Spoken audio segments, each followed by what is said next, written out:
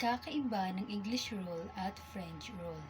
Sa larangan ng batas at maritime law, may dalawang pangunahing prinsipyo na karaniwang ginagamit sa pag-aayos ng gastusin at pananagutan, ang English rule at French rule, bagamat pareho silang naglalayong magbigay linaw sa kung sino ang magbabayad sa kaso o pinsala.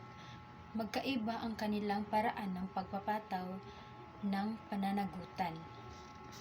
Sa English rule, ipinapatupad ang prinsipyo na ang talo ang nagbabayad ng gastos ng panalo. Halimbawa, sa kaso ng legal cost sa korte, kung ang isang partido ay matatalo sa isang kaso, siya ang kailangang bayaran ang abogado at gastusin ng panalo.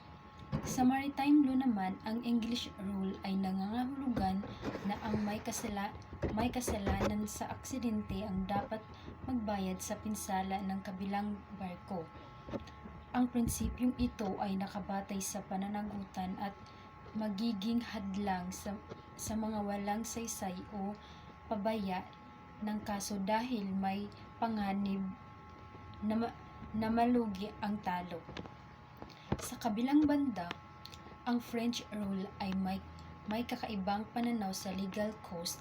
Sa legal cost, bawat partido ang nagbabayad ng sariling gastos kahit sino pa man ang manalo o matalo sa kaso.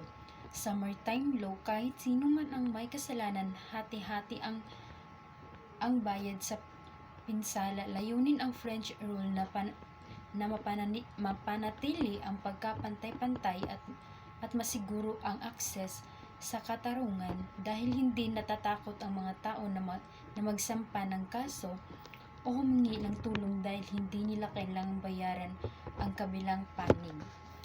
Sa madaling sabi, ang English rule ay nakatuon sa pananagutan at pagsunod sa prinsipyo ng loser pays, samantalang ang French rule ay nakatuon sa pantay-pantay na pagtrato at pagbigay daan sa lahat ng makamit ang hustisya.